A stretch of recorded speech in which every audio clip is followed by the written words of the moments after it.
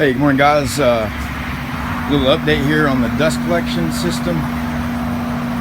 You know, when they were putting the spray foam in was the point in time when I had to run this duct through to get that through and then have the foam go around it so that it's sealed on the inside. Well, at that time I had not not built this lean-to yet, not put the slab in yet. I didn't even have the dust collector yet, but I knew which one I was going to get, and so I checked online and got the height of the inlet here on the Cyclone, and then I thought, I don't have anything in place yet. What if the measurement on that's off a little bit? What if my concrete's higher than I'm thinking that it is? So let me put this duct up a little higher, and wow, I mean, it's like when you're trying to cut a little 2x4 to fit in a place, and you just cut it I don't know, an 1/8 of an inch long and fit it and come back and tweak it. Well, I kind of did that, but except for cutting it an 1/8 inch long, I cut it like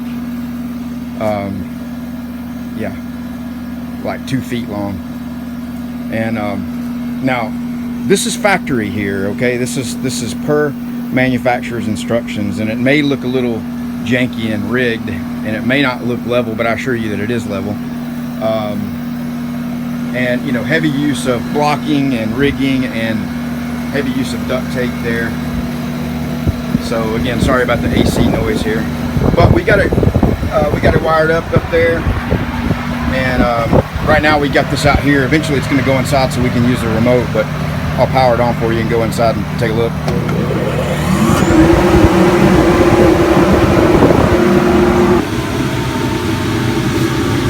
Alright, we got some serious suction on this thing.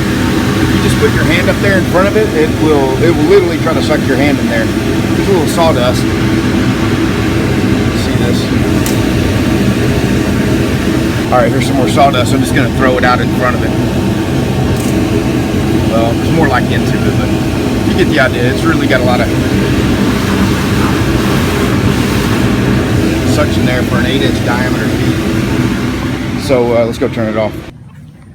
Alright, so you see I got a little bit of 4-inch PVC and some reducers here. I mean, this is just, the people at Onada said, hey, you can't really use ductwork like this because this stuff is like 30 gauge or something like that, and you really need something closer to about 24 gauge or it could collapse it.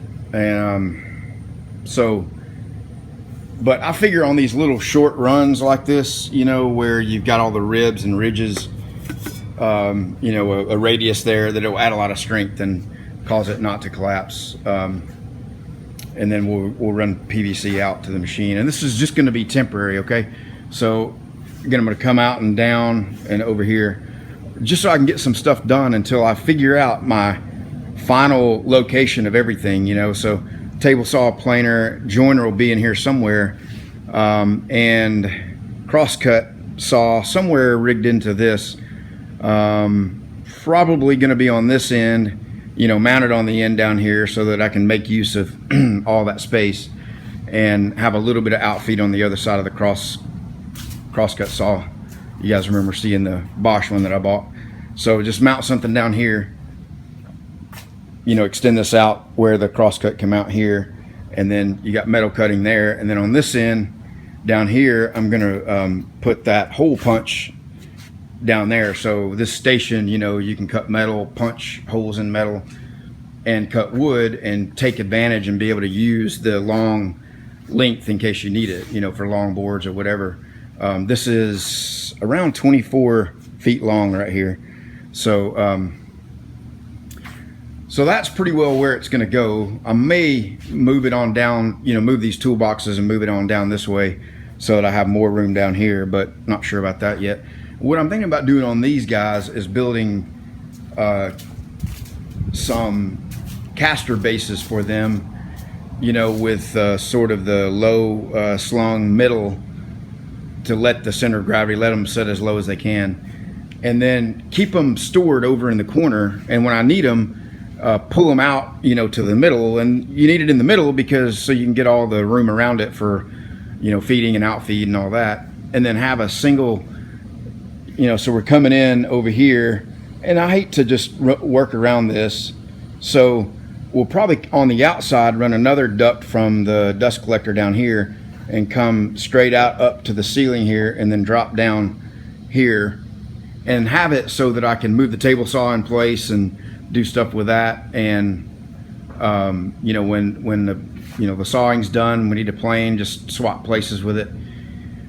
I mean, I could spread it all out, and spread it all out, use all this space and have individual feeds going in and individual power coming into each one, so that they're always available all the time. It's just that, I don't know that I'm gonna need it that much. I don't really see building 5 tabletops per day. Maybe 2 a week, maybe 3 a week. If I could sell 3 tables in a week, or desks, tops, or whatever, I'd be doing good. I'd be happy with that. But even if I did 3 a week, I wouldn't mind, moving stuff over, doing what I need to do on the table saw, and or maybe I'll leave the table saw always there and then have the planer and joiner interchangeable on beside it here or around it somewhere, so that I can share the dust collector with it. Again, I don't want to have lots of pipes and stuff running overhead, and I know that light's been like that forever. Brian Blocks made fun of me about it, but one of these days I'm going to get up there and reattach it. But anyway, what do you guys think? I know you guys may have some thoughts on it, and the Fix-It Man, George Shade Tree Fix-It Man, said that there'll probably be more rearranging, and he's right. These tables over here, I've rearranged them lots and lots of times, and it ends up being that these fab block tables end up over here, near the welder, around the welder, so you can spin it around. And of course the welder's movable, you can move it out. I got a 25-foot cord on it that I can plug into the wall, the welders. So yeah, so it's kind of working its way out to where it wants to be. The tables don't really have a permanent home. They just kind of hang around over there, and you can easily move them in and out depending on what you got going. You can leave stuff clamped up, push them out of the way. If you run out of a part or whatever, and put something else in there on the other table and just kind of swap them in and out. But having a guy here helping me, there's been times when there's been contention for space or welders or tables, and that's just with 2 people.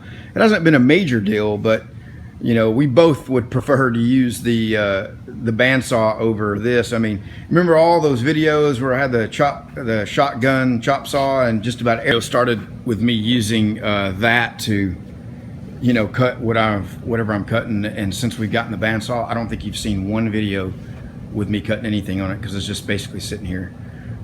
This bandsaw does such a more accurate job, and having the dedicated space over here just makes it a lot easier and quicker to get things in place, clamp it, turn the saw on. Plus you can cut something thick or big and just walk off from it and do something else while it's going. Probably not the safest thing in the world, but it's got the automatic shut off when it gets done.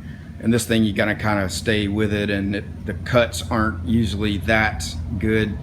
They're not bad. It does a pretty nice job compared to a regular saw. Where a normal carbon blade will kind of work its way out like that. This saw doesn't do that, but still, like when you're cutting 45s on something and you want a perfect fit, I mean, this will nail it. I mean, it does such a nice job.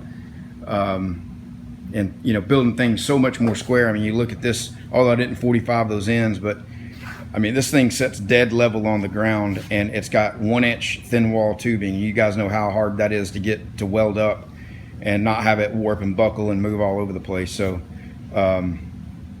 yeah, so that saw combined with those tables is like a world of difference in getting things square and keeping them that way, especially on thin tubing that tends to want to pull and warp and stuff. So I know I'm rambling way on. Just wanted to show you the update on the dust collector. We'll get that hooked up here and start running those boards through.